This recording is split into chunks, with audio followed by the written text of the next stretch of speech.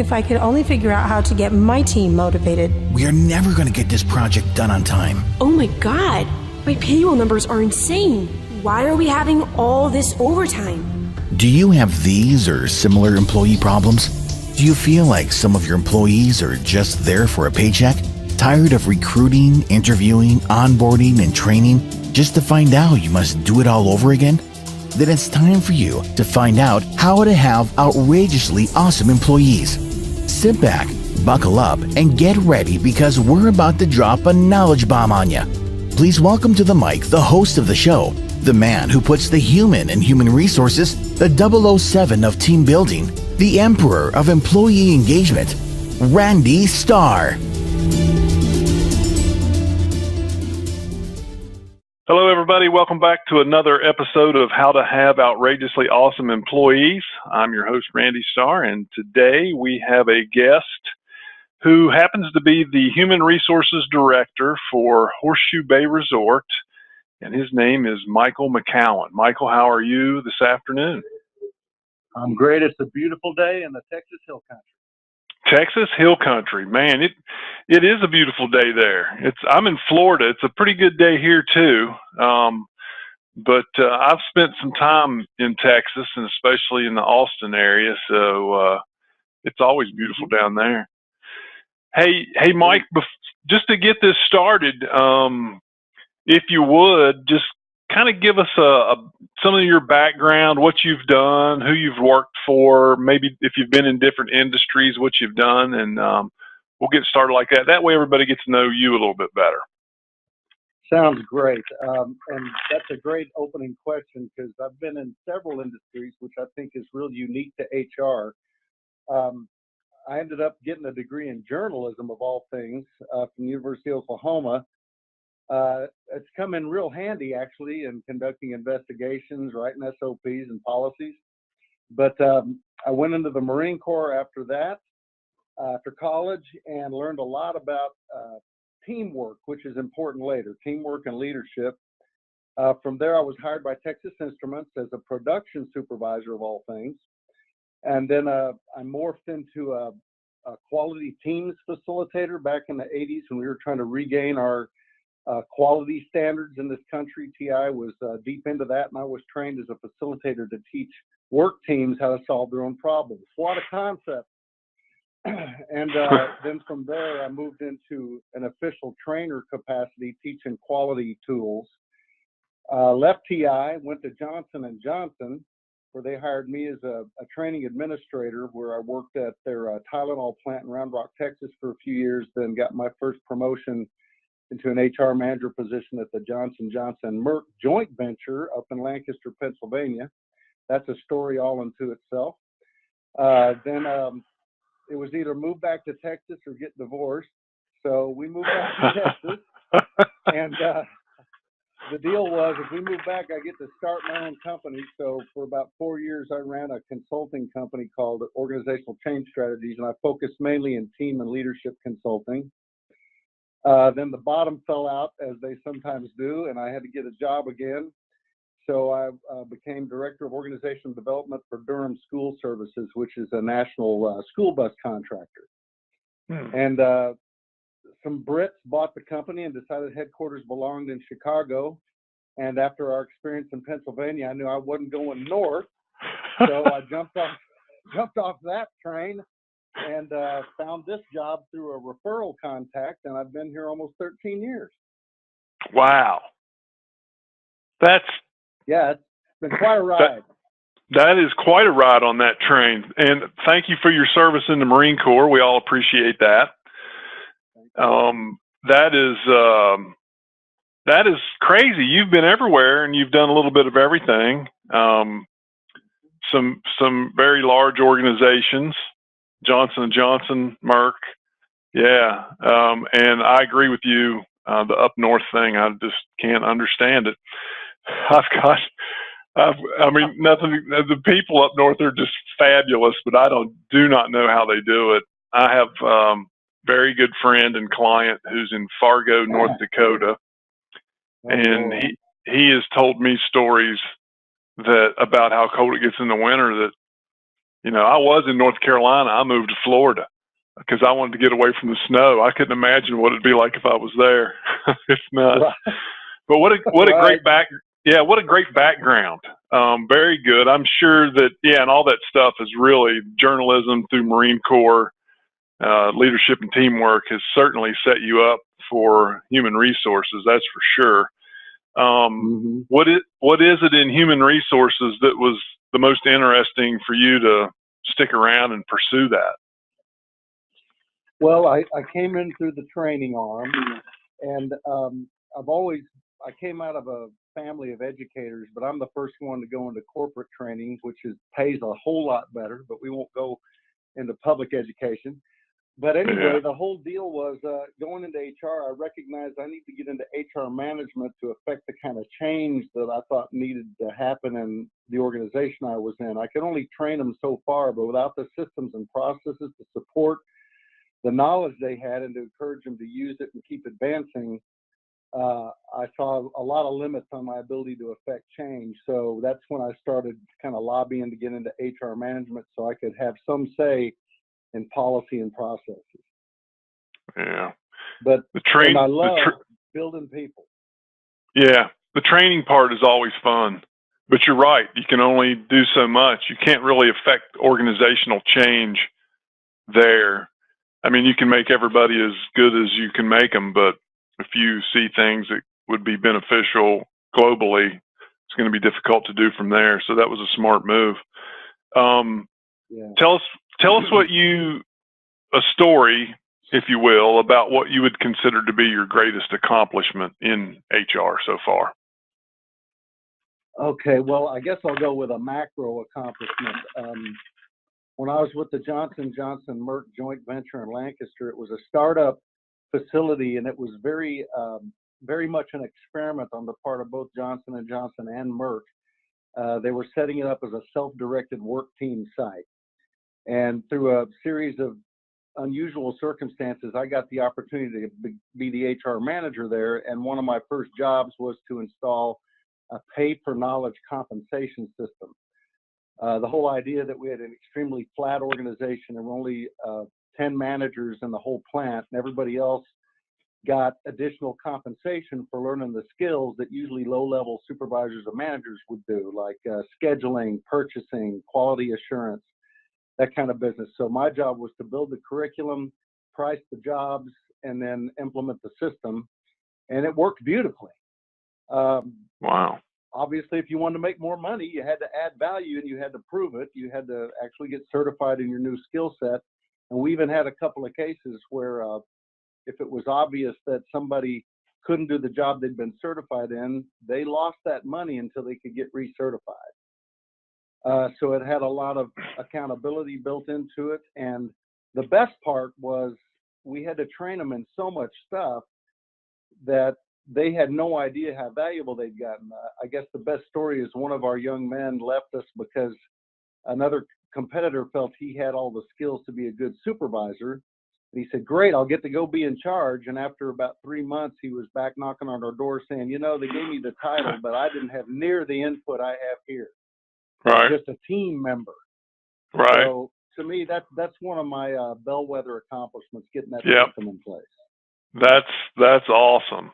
And it's interesting how the grass is always greener, but then when you get over there, it's like, wow, I might not have made such a good move. It's tough to see. With our young population, that we may be one of their first employers. After a few years, they think, oh, I could do a lot better elsewhere. And I'd say a good percent come back. Yeah.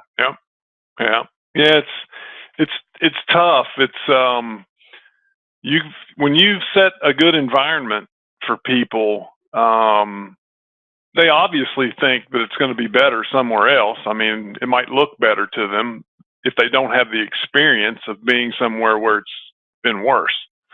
I had the distinct pleasure of having, I don't know, my first 15 jobs were horrible. So when I finally got a good one, it was like, oh my gracious. I mean, I'm serious. I really did not know how to respond to someone who actually cared about me as an employee. So it was interesting. So Right. tell us what you do, Mike, at Horseshoe Bay to help your employees grow, whether it be professionally or personally, or both. Well, since I've established, I kind of came out of the training background. That's my mindset. So I've built a pretty substantial curriculum here that focuses on different work groups. Like our hourly associates, we focus a lot on their customer service skills. Our supervisors, we have these things called lunch and learns. We have these little chunks of training, everything from giving good feedback to how do you manage discipline and counseling and all that good stuff. Right. And then I have some higher level leadership training. And then of course there's all the software stuff you have to have just to keep up with the systems you've got. Right. One thing that we do here that's really unique, we have something here called the Elite Corps, and it's comprised of one representative from each department at the resort, of which there are 37, and they're nominated for an annual assignment to the Corps based on their delivery of exceptional service consistently and some other qualities we look for in our high performers. And then they serve for a year on this Corps, and I meet with them monthly, and I give them additional training. I get feedback from them about things the resort is doing. I give them advance information so they can go out and inform their peers, because things don't always make it down through the manager ranks. Right. And what we found is it's a good way to kind of add another layer of communication, which is always a challenge here. It's become a really good networking opportunity for them with other peers around the resort. They get a lot of positive visibility. They come to all our big showcase events because they're our best and represent us with our customers there. And I'd say about 25% of them get promoted out of the Corps every year into supervisory positions. Wow. So that's become a really nice feeder into our internal bench strength building. So the Elite Corps is where everybody wants to be. The smart ones, yep. Exactly. They'll come right out of orientation and say, how do I get on the Elite Corps? And I said, well, first you got to work for a year. Right. And you really only have to do two things: do a great job and drink the Kool-Aid. Meaning, show us that you believe in our values every day, and you'll get tapped on the shoulder and asked to join. You don't even need the lobby for it. That's great. I like the fact that once they're there, and there's 37 of them, right? Well, there could be. Some departments don't even put somebody on the Corps because they do not feel they have someone who meets those standards, which I really like. Right, understand that. I like the fact that they get 25 people on there. Yeah. I like the fact that they get to network. That's got to be an effective communication tool from department to department. Absolutely. And I've been managing director. Go ahead. No, you go ahead. Your managing director. Well, he attends about every other meeting, and they have direct access to him for Q&A, and it's become an extremely valuable resource both directions, both to him and to them, in terms of breaking down perceived barriers about who can you talk to around here. Right. So that's been another nice benefit. Well, I was in hospitality for about 20 years, and I worked with Marriott, and I worked with Marriott, some of Marriott's franchise partners, 3 or 4 of them, and I bounced around. I left Marriott, went to work for franchise partner, went back to Marriott, went to another franchise partner. I moved around quite a bit on purpose most of the time, originally not on purpose, but the one thing that, when I first started, I was a part-time front desk clerk. I was an hourly associate, and I noticed something that just seemed to me to be counterproductive in hospitality, and that was the fact the way it was set up. It was kind of, the departments didn't have the ability to communicate with each other like I thought they should, and it was like food and beverage was against what we called then ROARs, rooms and related services. So it was like two different entities within the hotel, and we even had competition against each other, which I never could figure out. I mean, yeah, we had softball games against rooms against food and beverage, which that their thought process was is this will make us more of a team, when in fact it kind of put a wedge in even deeper. But yeah, so that I love the fact that elite core gets folks together to network, because that's got to help the communication. Mike, tell us a story or a time when you've helped an employee overcome a challenge. Okay. Well, in my 13 years here, we've had several iterations, if you will. Marriott was actually here. We were running this hotel as a franchise operator for Marriott for about 9 years. Okay. And then they departed, and we were independent for 3 years. Honestly, that was about the most fun I've had out here. But then about in August of 2016, we went under the management of Crescent Hotels and Resorts.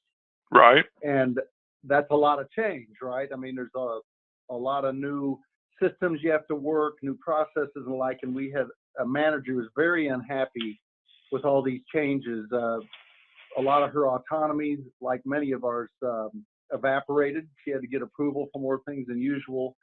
Right. And my advice to her is, honestly, this is the big secret of consulting. You only have like 3 really good nuggets. You just learn when to apply one of those 3. Exactly. And this one was focus on what you've got control over and do that brilliantly, and always be perceived as riding for the brand. So don't say a disparaging word about this management company. They produce our checks. They provide all our resources and infrastructure. Right. And they may or may not be here in 5 years, but the one thing you got control over is the quality of your work and your contribution. So as long as you're caught working in the company's interest, you'll be okay. And I believe that over time, you build the trust you need to regain some of that autonomy. And she may not have gotten what she wanted necessarily directly out of our management company, but it has taken a lot of stress and helped her, taken it a lot away, and also helped her gain a little bit more perspective about the work she's doing, taking a little bit longer view, if you will. That's tremendous advice too. Yeah, Crescent's an awesome organization. We've worked with Crescent for many years, and but you're right. In this industry, you don't know if they're going to be there in 5 years. If it doesn't make sense for them, then they're not going to be. And if you're doing your job and you're doing it as best as you can, that's what it's all about, you know. So yeah, that's tremendous. That was the same advice when we were anticipating the arrival of the company. Like, are they going to get rid of me? I said, what do you think the best thing you can do to ensure your job security? Right. Yeah. Do your job. Do your job. Hey, Mike, you're obviously come from the training side. We've discussed that a little bit. What type of training do you feel is most important for your employees currently? Okay, currently is helpful. Honestly, customer service skills is, right, the be all end all in this industry, but it points to something else. In our customer service training, we do a lot of what I consider basic interpersonal skills, conflict resolution, problem solving with other people, just effective communication, because honestly, a lot of the workforce is coming in with a deficit in this skill area. So we're recognizing that not just get them customer service skills, because you can get that at McDonald's. We want to be really high level. So we really, really focus on everything about customer service, but primarily communication. Yeah. And teaching people how to be a representative of a company and not take things personally. That's a big problem with a lot of folks coming in these days. If somebody's angry because their room wasn't right, they might take it very personally and make the situation worse. Right. You know, things of that nature. But if I can add one other thing, and we're slowly getting there, because I learned this back at J&J Merck, that joint venture. The most valuable training we gave that group was how the business works. Because once they understood how the business works, they started making decisions on their own that saved the company money without us having to beg them to do it. Because they just understood, hey, if we get, 2% more yield out of this product, we save $20,000 a month, that kind of stuff. And it makes them feel much more connected and more like owners of their work. It is amazing to me. I love that. So many people are working in a business, and let's go right back to hotels, and they don't really know the business. You've got folks, for instance, I used to teach, when I was a GM, I would teach housekeeping department revenue management. And my boss thought I was nuts. He's like, why are you wasting your time doing that? I said, because it's part of the organization. It's part of our business. And if they understand revenue management, then they understand the business a little bit better. And you'd be surprised. I mean, not only was it beneficial to an employee to understand something like that, but it made them feel so much better about their job and about themselves. Because I think anytime you train somebody for the purpose solely of them becoming a better person, then you've done a great thing, not just for them, but for the company as well. So their level of respect, not just for themselves, but for the company and for me, went through the roof. Because they're like, why would, there were some of them that said, no, I don't want to know that. And I'd be like, you don't need to know it. But if you would like to, I'm going to be teaching it. I'm going to teach you what it's all about. So yeah, that's awesome. Because if they know what they're doing and they understand the business model and they understand, there's some things obviously that you're probably not going to disclose, but the things that you can that are beneficial to them is great. So yeah, I'm all for that. Teach them about the business. Hey, Mike, do you have a typical day? And if so, what's it look like? Well, that's the best thing about HR. There's no typical day. I know, right? I have a lot of repeating themes, like there's always employee relations issues, always answering a lot of policy interpretation questions, assisting with benefits and compensation issues. Right now, we're welcoming a lot of guest workers from the Philippines, Jamaica, and Samoa. So we're very busy with getting them in housing, getting them social security numbers, all that business. So that's a lot of onboarding. So that's a huge process for us. Most of my staff is devoted completely to getting new people on board, and I'm constantly interviewing new candidates. So that doesn't count all the many meetings we must go to and offer our sage advice. Right. So yeah. That's every day's different. I know, that's the great thing. I agree.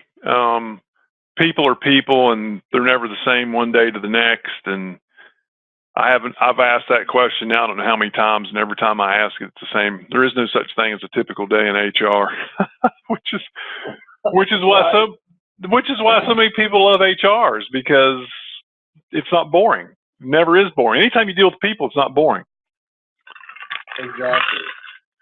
So, well, I've always felt like I'm lucky to have the job I have, because I'm not qualified to do anybody else's job around here. Well, you are now. This is not one of the typical questions, but let me ask you this. You seem to me to have the personality that you're the HR guy that everybody wants to go hang out with, instead of being the principal's office. Would you agree with that? A couple of hats. Yeah, I've got different relationships with different customers around here. If they're good at their jobs, we have a much more collegial relationship. Right. If I have to spend a lot of time with them because they're not managing well and all the things that manifest from that, like turnover or absenteeism or, just basic unrest within their departments, those guys see me more as the principal. Yeah, well, and that's probably a good thing too. Some people do need the principal's office. What's bad is when you have to take a colleague and suddenly be principal with them. That's never any fun. Yeah, I agree. Not fun, but needed. Sometimes it's got to be done.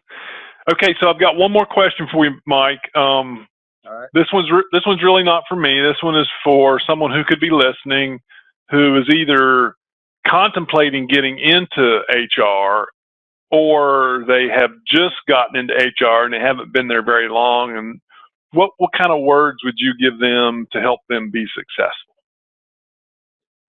I would say add value. Be a partner to your customer. Learn their business so that you can bring your knowledge to help them solve their problems with their people.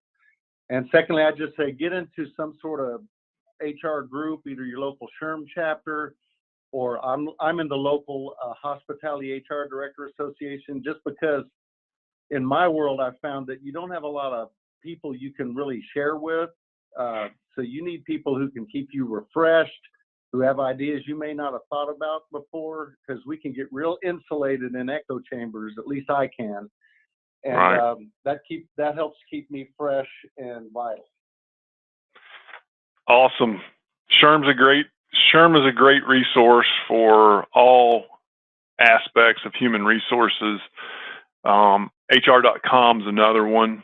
But yeah, anything you can get into locally is even better. I've always been eye to eye is so much better than, email or whatever, but that's me. Absolutely. No, so awesome stuff, Michael. We really appreciate your time. Thank you so much for taking time out of your schedule to sit down and talk with us. Again, for those of you listening, Michael is with the Horseshoe Bay Resort. He is the Human Resources Director at that property. You can find him on LinkedIn and send him a connection request and see if you can't get that going. Those of you who are watching or listening for the first time, if you'd like to subscribe to the channel, that way you'll be informed when we send out another episode. So I'm going to go ahead and conclude this episode for today, and I hope everybody has an awesome rest of their day, and we'll see you next time. Bye for now. Thanks for hanging out with us. Please feel free to contact Randy with any questions about team building or employee engagement issues. Subscribe to this channel so you'll be notified when new episodes are published.